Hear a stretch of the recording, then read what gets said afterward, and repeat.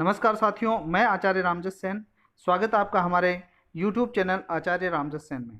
साथियों, हम रीड संस्कृत व्याकरण की कंटिन्यू कक्षाएं पढ़ रहे हैं। ये आपको सभी को ध्यान में ही है साथियों।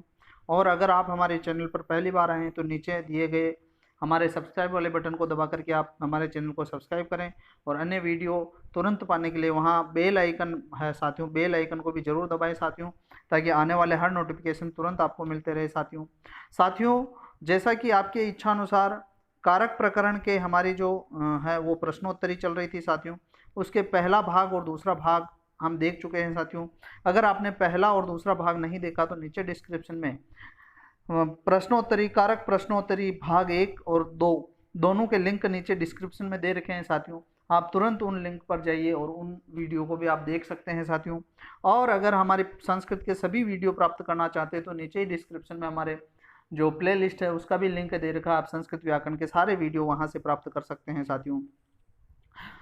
आज का जो भाग 3 है उस भाग 3 में मैं आप सभी का स्वागत करता हूं साथियों। भाग 3 के अंतर्गत आज हम अपादान कारक और अधिकरण कारक एवं षष्ठी विभक्ति से संबंधित जो पिछली परीक्षाओं में प्रश्न पूछे गए हैं साथियों, पिछली परीक्षाओं में जो प्रश्न पूछे गए हैं उन प्रश्नों की चर्चा करेंगे हम साथियों, जो कि अपने 3rd ग्रेड के समकक्ष है, अपने रीट के समकक्ष जितने भी देश में परीक्षाएं होती है संस्कृत की उनके हमने यहाँ संग्रह तैयार किया साथियों। पुनः एक बार निवेदन करता हूं कि अगर आपने हमारे चैनल को सब्सक्राइब नहीं किया तो नीचे दिए गए लाल बटन को दबा करके आप हमारे चैनल को सब्सक्राइब जरूर करें साथियों। अब हम आगे बढ़ते हैं साथियों हमारे टॉपिक की ओर।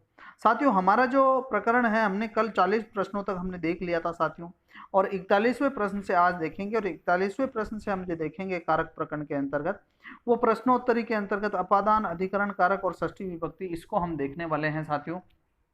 तो आइए बात कर लेते हैं प्रश्न 41। जैसा कि 40 प्रश्न हमारे पहले के वीडियो में हो चुके हैं साथियों, 20-20 प्रश्न हम प्रत्येक वीडियो में कवर कर रहे हैं साथियों। 41वां प्रश्न है अपादाने का विभक्ति, अपादाने का विभक्ति। तो यहाँ है साथियों विकल्प है प्रथमा, पंचमी, सप्तमी, तृतीया। साथियों, चूंकि रीट के अंतर्गत आपके संस्कृत माध्यम से ही प्रश्न आने वाले हैं, इसीलिए प्रश्न संस्कृत माध्यम से ही हैं। भले ही किसी अन्य एग्जाम में हिंदी में पूछा गया है, अगर हिंदी में पूछा गया तो उसको हमने संस्कृत अनुवाद करके प्रश्न का संस्कृत अनुवादित किया है साथियों। यहाँ आपका उत्तर क्या होना चाहिए? तो साथियों अपादाने का विभक्ति, तो यहाँ उत्तर दे रहा हूँ साथियों अपादाने पंचमी, अर्थात यहाँ जो उत्तर होगा वो सही होगा साथियों, ब उत्तर सही होगा। अर्थात अपादान कारक में कौन सी विभक्ति होती है साथियों? पंचमी विभक्ति का प्रयोग होता है। अगला प्रश्न है साथियों 42वां प्रश्न है, प्रश्न 42, बी धातु प्रयोगे वय हेतु का विभक्ति, बी धातु प्रयोगे वय हेतु का विभक्ति। विकल्प ए तृतीया, विकल्प ब षष्ठी, विकल्प स पंचमी और विकल्प द सप्तमी। तो साथियों यहाँ बताइए कौन सा उत्तर सही है? स्मरण कीजिए साथियों, आपने वीडियो देखे ही होंगे साथियों हमारे, तो कारक प्रकरण के वीडियो अगर आपने नहीं देखे तो कारक प्रकरण के वीडियो भी देखें साथियों। नीचे जो प्लेलिस्ट है उस प्लेलिस्ट में आपको मिल जाएगा साथियों, अथवा कमेंट बॉक्स में भी मैं आपको लिंक दे दूंगा साथियों। तो साथियों इसका जो सही उत्तर होगा वो होगा साथियों पंचमी विभक्ति, अर्थात यहाँ आपका उत्तर होगा स सही होगा। और यहाँ जैसे पित्रा अर्थानाम भय हेतु, साथियों ये सूत्र मैंने आपको बताया था वीडियो के अंतर्गत, अर्थात भय सूचक धातुओं के योग में और बचाने अर्थ में, रक्षा सूचक धातुओं के अर्थ में साथियों, जिससे भय होता है और जिससे रक्षा की जाती है, अर्थात जो भय का हेतु होता है उसमें कौन सी विभक्ति होती है? पंचमी विभक्ति का प्रयोग होता है साथियों। बात करते हैं साथियों, हमारा अगला प्रश्न है प्रश्न 43, ध्रुवम पाए रिक्त स्थान इत्यत्र किम कारकम, इत्यत्र किम कारकम। तो साथियों मैं आपको बता रहा हूं यहाँ, अब देखिए ध्रुवम पाए इत्यत्र किम कारकम, तो विकल्प करणम, ब अपादानम, स संप्रदानम, द कर्म। तो यहाँ बताइए साथियों क्या होना चाहिए साथियों? तो यहाँ अब आपका उत्तर होगा साथियों ब, ये ब अर्थात अपादानम। ध्रुवम पाए पादानम, अर्थात जहाँ किसी वस्तु विशेष, किसी स्थायी जगह से कोई वस्तु अलग होती है तो जो ध्रुव वो स्थिर वस्तु है वो अपादान कहलाता है साथियों। तो साथियों आगे बात करते हैं साथियों। जैसा कि मैं प्रश्न के उत्तर, अगर आपको लगता है कि मैं जल्दी जल्दी उत्तर बता रहा हूँ साथियों, तो आप इस वीडियो को क्या कर लीजिए, पुश करके पहले उत्तर सोच लीजिए, उसके पश्चात फिर वीडियो को चालू कर दीजिए ताकि आपको इसका उत्तर मालूम हो जाए साथियों। प्रश्न 44 है साथियों, वृक्षात् पत्रम पतति रेखांकित पदे कारकम अस्ति, रेखांकित पदे कारकम अस्ति। विकल्प कर्म कारक है, ब करण कारक है, स संप्रदान कारक है, द अपादान कारक है। तो साथियों यहाँ कौन सा सही होगा? जो रेखांकित पद है, रेखांकित पद कौन सा है साथियों? वृक्षात है रेखांकित पद। तो यहाँ कौन कारक पूछ रहा है साथियों, कौन सा कारक होगा? तो यहाँ आपका उत्तर होगा साथियों द उत्तर होगा, और अर्थात यहाँ अपादान कारक सही होगा। क्योंकि यहाँ वृक्ष से पत्ता गिर रहा है साथियों, तो किसी जड़ वस्तु या स्थिर वस्तु या अवधिभूत वस्तु से, अर्थात अवधिभूत वस्तु कौन सी है? वृक्षात है। तो यहाँ से कोई चीज़ अलग हो रही है साथियों, इसीलिए यह अपादान कहलाता है। इसके पश्चात साथियों अगला प्रश्न है हमारा, अगला प्रश्न है 45, यवेभ्य गाम वारयति, यवेभ्य गाम वारयति वाक्य है कस्य कारकस्य उदाहरणम अस्ति। अर्थात अब देखो यवेभ्य गाम वारयति ये एक वाक्य है साथियों। अब वाक्य कस्य कारकस्य उदाहरणम अस्ति। अब यहाँ देखो सूत्र दे रखे हैं, विकल्प ए अंतर्धो येना दर्शनम इच्छति, ब भित्रार्थानां भय हेतु, स जुगुप्सा विराम प्रमादर्थानाम उपसंख्यानम, द वारणार्थानाम इप्सित। तो साथियों बताइए यहाँ कौन सा सही उत्तर होगा साथियों? तो एक बार सोचिए, क्योंकि ये सूत्र लंबे लंबे हैं, थोड़ा सोचने में आपको वक्त लग सकता है। तो एक बार सोचिए, इस वीडियो को पुश करिए और इसके बारे में सोचिए आप। अब मैं आपको उत्तर बता देता हूँ साथियों। यहाँ जो इस प्रश्न का उत्तर होगा वो होगा द, अर्थात वारणा अर्थानाम विप्सित। ये सही होगा साथियों। कैसे सही होगा? वारण अर्थ में, अर्थात हटाने अर्थ में, जहाँ से भी किसी वस्तु या व्यक्ति को हटाया जाता है साथियों, वहाँ उसमें पंचमी विभक्ति का प्रयोग होता है। जैसे जो से गाय को हटाता है, यवेभ्य गाम वारयति, तो यहाँ जो फसल है साथियों उससे गाय को हटाया जा रहा है, इसीलिए यहाँ पंचमी विभक्ति का प्रयोग हुआ है। पंचमी बहुवचन का प्रयोग हो रखा है साथियों, क्योंकि जो बहुवचन है साथियों इसीलिए यहाँ पंचमी बहुवचन का प्रयोग हुआ है। अब आगे देखिए प्रश्न 46 है। प्रश्न 46 में बालिका रिक्त स्थान बिभेति, रिक्त स्थानम पूरयत। अब यहाँ आपको रिक्त स्थान की पूर्ति करनी है साथियों। करिए साथियों। विकल्प ए चोरेण, ब चोरम, स चोरस्य, द चोरात। तो यहाँ कौन सा सही होगा साथियों? तो यहाँ मैं उत्तर बता रहा हूँ साथियों। उत्तर है आपका इसका द, अर्थात यहाँ उत्तर सही होगा साथियों चोरात। अर्थात जहाँ भी पित्रार्थानाम भय हेतु, या तो भय हो या फिर किसी से रक्षा की जाती है, ये धातुएं किसी भी वाक्य में आती है साथियों। तो जो भय का हेतु होता है, जिससे कोई भी व्यक्ति डरता है या जिससे रक्षा की जाती है, उसमें पंचमी विभक्ति का प्रयोग होता है साथियों, इसीलिए यहाँ विकल्प द सही है। अब बात करते हैं साथियों हमारे अगले प्रश्न की। तो हमारा अगला प्रश्न है साथियों 47वां। वो 47वां प्रश्न है कि जनि कर्तु प्रकृति सूत्रम कस्याः विभक्त्या अस्ति। जनि कर्तु प्रकृति सूत्रम कस्या विभक्त्याः अस्ति। विकल्प है चतुर्थ्या, ब प्रथमाया, स पंचम्या, द तृतीयाया। तो साथियों बताइए यहाँ कौन सा सही होगा? अब मैं आपका उत्तर बता रहा हूँ साथियों। यहाँ जो उत्तर सही होगा वो होगा द सही होगा, अर्थात पंचम्या, यहाँ पंचमी विभक्ति सही होगा। जनि कर्तु प्रकृति, अर्थात जन धातु उत्पन्न होने अर्थ में होती है, जैसे जायते या प्रजायन्ते होता है। तो साथियों जहाँ से कोई वस्तु उत्पन्न हो रही है वहाँ साथियों पंचमी विभक्ति का प्रयोग होता है। प्रश्न संख्या है 48। रिक्त स्थान दे रखा है पहले साथियों गंगा प्रभवती, और यहाँ अब इस प्रश्न का आपको क्या करना, उत्तर देना साथियों। रिक्त स्थान की यहाँ पूर्ति करनी है साथियों। तो यहाँ विकल्प अ है साथियों हिमालयस्य, विकल्प ब है हिमालयः, विकल्प स है हिमालयम, और विकल्प द है हिमालयात। तो साथियों यहाँ उत्तर दीजिए।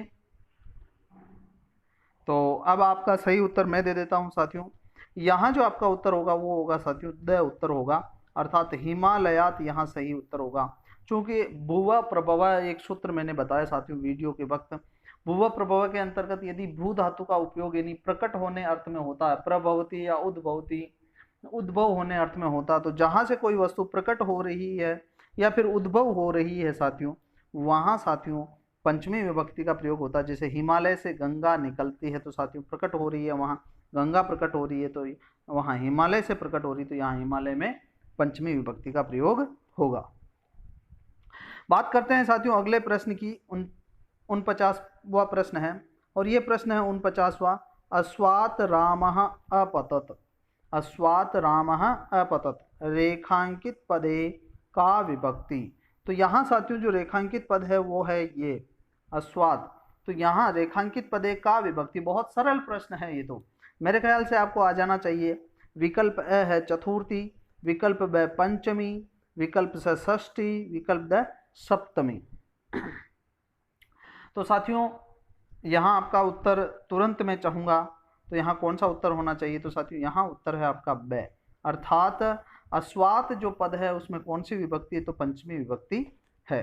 फिर उसके पश्चात बात करते हैं साथियों, जैसे प्रश्न 50 है, तिलेषु तेलम, तिलेषु तेलम, अत्र कह आधार है। यहाँ साथियों जो तेल का जो आधार है, वो जो आधार है वो कौन सा आधार है? तो साथियों कौन सा आधार है? जैसे आधार 3 प्रकार के होते हैं साथियों, 3 प्रकार के आधार मैंने बताए हैं, वैश्विक, अभिव्यापक और औपश्लेषिक। ये जो आधार मैंने बताए हैं साथियों, ये तीनों ही यहाँ दे रखे हैं। तो कौन सा प्रकार है साथियों यहाँ आधार कौन से प्रकार का है? तो अ है औपश्लेषिक, ब वैश्विक, स अभिव्यापक, द न कोपी। तो साथियों यहाँ कौन सा उत्तर आपका सही होगा? तो यहाँ जो सही उत्तर होगा साथियों वो होगा साथियों अभिव्यापक, अर्थात स उत्तर यहाँ सही होगा। चूंकि साथियों तेल में, तेल जो रहता है तेलों में वो सर्वव्यापक है, अर्थात अभिव्यापक रूप से पाया जाता है। चाहे आप अमेरिका में चले जाओ तो भी तिलों में तेल रहेंगे, और भारत में रहो तो भी तिलों में वो तेल ही रहेगा। इसीलिए ये जो आधार है साथियों अभिव्यापक हो जाएगा। अब बात करते हैं साथियों जीवेषु मानवा श्रेष्ठा, रेखांकित पदे विभक्ति विधायक है सूत्रम अस्ति। तो यह रेखांकित पद है ये जीवेषु, और जीवेषु में साथियों मैं आपको बता रहा हूँ यहाँ सप्तमी विभक्ति है। अब सप्तमी विभक्ति विधायक सूत्र कौन सा है? विकल्प अ है साथियों आधारोधिकरणम, ब सप्तम्यधिकरणे च, स यतश्च निर्धारणम, द साध्वा साधु प्रयोगे च। तो साथियों यहाँ कौन सा सही उत्तर होगा आप बताइए तुरंत। जीवेषु मानवा श्रेष्ठा, तो यहाँ साथियों आपका उत्तर होगा, और वो उत्तर होगा साथियों स उत्तर सही होगा। स अर्थात यतश्च निर्धारणम, जब किसी समूह में से किसी एक को किसी प्रकार से विशिष्ट छांट लिया जाता है, निर्धारण कर लिया जाता है साथियों, तो वहाँ जिस किसी समूह में से किसी एक को छांटा है, उस समूह में, उस समूह में जो समूह सूचक पद है साथियों, उस समूह सूचक पदों में या तो षष्ठी विभक्ति का प्रयोग होगा या फिर सप्तमी विभक्ति का प्रयोग होगा साथियों। तो यहाँ सप्तमी का प्रयोग हो रखा है। जैसे कविषु कालिदास श्रेष्ठ, यानी कवियों में कालिदास श्रेष्ठ है, तो वहाँ कवि जो शब्द है वो समूह है साथियों, और उसमें षष्ठी विभक्ति का भी प्रयोग हो सकता है, सप्तमी का भी हो सकता है। जैसे षष्ठी विभक्ति का प्रयोग करेंगे कवि नाम कालिदास है श्रेष्ठ, और सप्तमी का प्रयोग करेंगे तो कविषु कालिदास श्रेष्ठ, दोनों प्रकार से वाक्य बन सकता है साथियों। अब साथियों अगली बात करते हैं प्रश्न 52। तो जैसा कि मैंने तो इसका आपको समाधान बता ही दिया है, फिर भी मैं आपसे ये प्रश्न पूछ लेता हूँ। रिक्त स्थान है कालिदास श्रेष्ठ, रिक्त स्थानम पूरयत। तो यहाँ साथियों आपको रिक्त स्थान की पूर्ति करनी है। तो ये तो आपके लिए अब सरल हो गया साथियों, क्योंकि पहले ही मैंने पूर्व प्रश्न की व्याख्यात्मक रूप में इस चीज़ को बता दिया है। तो आप बताइए, देखिए कौन सा सही होगा। विकल्प है कविव्य, ब कविषु, स कवयः, द कविभी। यहाँ कौन सा सही होने वाला है साथियों? तो यहाँ जो सही उत्तर होगा वो साथियों होगा ब। चूँकि आपको ध्यान में है कि जब भी किसी समूह में से किसी एक को विशिष्ट बतलाया जाता है तो उस समूह में या तो षष्ठी का प्रयोग होता है या फिर सप्तमी का प्रयोग होता है साथियों। तो यहाँ कवि शब्द है साथियों, तो कवि में यहाँ षष्ठी का तो कोई है ही नहीं, षष्ठी का नहीं है, तो यहाँ सप्तमी का ये सही हो जाएगा। अब बात करते हैं साथियों प्रश्न 53, अधिकरणे का विभक्ति। अधिकरणे का विभक्ति। तो साथियों यहाँ विकल्प है, बहुत सरल प्रश्न है आप लोगों के लिए। विकल्प है सप्तमी, ब तृतीया, स षष्ठी, द द्वितीया। तो यहाँ मैं उत्तर जल्दी ही चाहूँगा साथियों आपसे, तो कौन सा उत्तर सही होगा? तो यहाँ आपके लिए सही उत्तर होगा साथियों, वो होगा ए, अर्थात यहाँ सप्तमी। क्योंकि अधिकरण कारक में कौन सी विभक्ति का प्रयोग होता है? तो यहाँ सप्तमी विभक्ति का प्रयोग होता है। प्रश्न संख्या हमारा अगला साथियों 54 है। 54 में पद आ रहा दिशि पदे का विभक्ति किम वचनम च। ये तो साथियों रीट के अंतर्गत पहले 2015 की रीट है, उसमें ये प्रश्न आया हुआ है साथियों। तो एक बार देख लीजिए, दिशि पदे का विभक्ति किम वचनम च। विकल्प अ है षष्ठी एक वचनम, ब द्वितीया एक वचनम, स सप्तमी एक द्विवचनम, द सप्तमी एक वचनम। यहाँ सही उत्तर ढूंढिए साथियों। यहाँ जो 54वें प्रश्न का जो सही उत्तर होगा वो होगा साथियों द, अर्थात सप्तमी विभक्ति का एक वचन है साथियों। चूंकि साथियों यह जो मूल पद है साथियों दिस है। कौन सा पद है? दिस। ये स हलंत वाला, और हलंत वाले दिस की जो विभक्ति होती है साथियों सप्तमी एक वचन, वो होता है दिशि। तो साथियों यहाँ दिशि है वो सप्तमी एक वचन होगा। अगला है 55वां प्रश्न है साथियों। प्रश्न 55, मोक्षे इच्छा अस्ति अत्र अधिकरण संज्ञक सूत्रम अस्ति। अत्र अधिकरण संज्ञक सूत्रम अस्ति। विकल्प है आधारोधिकरणम, ब सप्तम्यधिकरणे च, स यस्य च भावेन भावलक्षणम, द षष्ठी च अनादरे। वापस एक बार प्रश्न बोल रहा हूँ। तो मोक्षे इच्छा अस्ति अत्र अधिकरण संज्ञक सूत्रम अस्ति। तो यहाँ विकल्प मैंने चारों आपको बता दिए। अब आप सोचिए साथियों क्या उत्तर होना चाहिए यहाँ, तो बताइए साथियों। अब मैं आपको इसका उत्तर बता रहा हूँ साथियों। इसका उत्तर होगा साथियों ए। कौन सा होगा? ए। अर्थात ये प्रश्न पूछ रहा है कि मोक्ष इच्छा अस्ति, मोक्ष में इच्छा है। यहाँ जो अधिकरण बता रहा है साथियों मोक्ष में, वो अधिकरण बताने वाला सूत्र कौन सा है? तो वो कह रहा आधारो अधिकरणम, यानी आधार ही अधिकरण है। तो जो इच्छा है उसकी इच्छा का आधार क्या है साथियों? मोक्ष है। तो यहाँ मोक्ष है वो अधिक आधार है, और आधार ही क्या कहलाता है? अधिकरण कहलाता है। प्रश्न 56 है साथियों, कारकम नास्ति। कारकम नास्ति बहुत सरल प्रश्न है साथियों। तो साथियों विकल्प है कर्ता, ब कारणम, स संबंध, द अधिकरणम। तो यहाँ आपका उत्तर क्या होना चाहिए साथियों? तुरंत जवाब चाहूंगा इस प्रश्न का तो मैं, क्योंकि सरल प्रश्न है आपके लिए। यहाँ जो आपका उत्तर होगा वो होगा साथियों स, अर्थात संबंध। चूंकि मैंने आपको कारक जब शुरू किए थे उस समय बताया था कि षट कारकाणि संति, यानी कारक होते हैं 6 होते हैं साथियों। 6 कारकों में पहला कर्ता होता है साथियों, दूसरा कर्म होता है, तीसरा करण, चौथा संप्रदान, पांचवा अपादान, और छठा होता है अधिकरण। जो साथियों अब षष्ठी विभक्ति वाला संबंध होता है, वो संबंध केवल संबंध सूचक पदों में षष्ठी विभक्ति का प्रयोग होता है, वो कारक नहीं होता है। क्योंकि इस संबंध का जो सीधा प्रभाव क्रिया पर नहीं पड़ता है साथियों, इसी कारण यह कारक की श्रेणी में नहीं आता है। आगे बात करते हैं साथियों 57वां प्रश्न है। और 57वां प्रश्न क्या कह रहा है साथियों? 57वां प्रश्न कह रहा है कि मातु स्मरति, ये वाक्य है साथियों रेखांकित पदे का विभक्ति। रेखांकित पदे का विभक्ति। तो यहाँ साथियों आपका उत्तर चाहूँगा तुरंत, अ पंचमी, ब षष्ठी, स सप्तमी, और द चतुर्थी। तो यहाँ उत्तर क्या होना चाहिए साथियों? अब मैं उत्तर बता रहा हूँ इसका उत्तर है साथियों ब, अर्थात ये प्रश्न पूछ रहा है मातु स्मृति, यानी माता का स्मरण करता है। रेखांकित जो पद है उस रेखांकित पद में विभक्ति कौन सी है? तो साथियों मातृपद है, मातृपद की षष्ठी विभक्ति होती है मातु। साथियों प्रश्न 58 है। प्रश्न 58 कह रहा है कि आधारः कतिविध है। आधारः कतिविध, ये भी मैं आपको वीडियो में बता चुका हूं साथियों। इस चीज को जितने भी मैंने वीडियो में जो तथ्य डाले हैं साथियों, वो सारी परीक्षाओं में पूछे गए हैं साथियों। और मुझे व्याकरण का तो पूरा भरोसा है कि जो वीडियो मेरे नोट्स वाले हैं साथियों, उसमें से 100% प्रश्न आपके बैठने वाले हैं। तो साथियों अ है वो साथियों वो है चतुर्विध है, ब पंचविध है, स त्रिविध है, द षड्विध है। प्रश्न था आधार कतिविध है। तो साथियों यहाँ उत्तर आप बताइए। देखिए अब मैं आपको उत्तर दे रहा हूँ साथियों, आप स्मरण कर लीजिए अपने मन में। अब आपका उत्तर यहाँ है इस प्रश्न में साथियों, वो है स। अर्थात यहाँ है साथियों, आधार कितने प्रकार का होता है, ये प्रश्न कह रहा है। तो यहाँ उत्तर होगा कि आधार 3 प्रकार का होता है, औपश्लेषिक, वैश्विक और अभिव्यापक। ये 3 आधार मैंने आपको पहले ऊपर भी किसी प्रश्न में बताया है साथियों।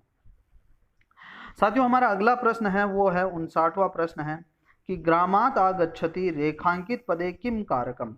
यहाँ रेखांकित पद है ग्रामात्, रेखांकित पदे किम कारकम, विकल्प करणम व संप्रदानम स अपादानम द अधिकरणम। तो साथियों यहाँ आप बताइए यहाँ कौन सा सही उत्तर होना चाहिए, रेखांकित पद में कौन सा कारक है। तो यहाँ साथियों सही उत्तर होगा वो होगा स, अर्थात यहाँ जो कारक होगा वो होगा साथियों अपादान कारक होगा।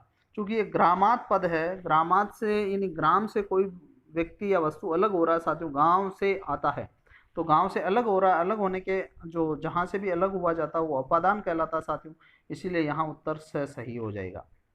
अब साथियों प्रश्न संख्या 60 है साथियों, वो है विना योगे विभक्तया भवन्ति। विना योग्य विभक्तया भवन्ति साथियों ये बहुत महत्वपूर्ण है। इस प्रश्न को तो आप अपने गले उतार ही लेना, पल्ले बांध लेना साथियों। और हमारा विकल्प है साथियों, पहला विकल्प है द्वितीया तृतीया चतुर्थी, ब है द्वितीया चतुर्थी पंचमी, स है द्वितीया तृतीया पंचमी और द है तृतीया चतुर्थी पंचमी। यहाँ कौन सा उत्तर सही होगा एक बार आप बताइए साथियों। चूंकि इस प्रश्न की मैं 2-3 बार चर्चा कर चुका हूँ पिछले वीडियो में, तो मैं आपसे उम्मीद करता हूँ कि यहाँ आप बिल्कुल सही उत्तर बताएंगे साथियों। यहाँ अब मैं आपको उत्तर बताने वाला हूँ साथियों, वो है स सही उत्तर होगा यहाँ। अर्थात विना शब्द के योग में, विना शब्द के योग में द्वितीय विभक्ति भी होती है, तृतीय विभक्ति भी होती है तथा पंचमी विभक्ति का भी प्रयोग होता है साथियों। तो यहाँ आपको ये उत्तर सही हो जाएगा साथियों ये जो टेस्ट की प्रश्नोत्तरी साथियों ये आपको जरूर पसंद आई होगी, क्योंकि मैं आप लोगों के लिए बहुत मेहनत कर रहा हूँ साथियों। जो पिछले प्रश्न पत्रों में आए हैं उन प्रश्न पत्रों में से प्रश्न छांट रहा हूँ साथियों। इसीलिए आप अपने सभी मित्रों को इस वीडियो को शेयर करें साथियों, ताकि उन लोगों को भी इसका लाभ मिल सके जो रीट की तैयारी कर रहे हैं, जो 3rd ग्रेड की तैयारी कर रहे हैं, जो किसी भी राज्य में हो, चाहे वो 3rd ग्रेड लेवल की परीक्षा की तैयारी कर रहे हैं साथियों, जिसमें उनके संस्कृत विषय हैं, तो उनको इनका लाभ जरूर मिलने वाला है। इसी आशा एवं विश्वास के साथ आपके उज्जवल भविष्य की मंगल कामना करते हुए मैं आचार्य रामजस सेन आपसे विदा लेता हूँ साथियों। धन्यवाद।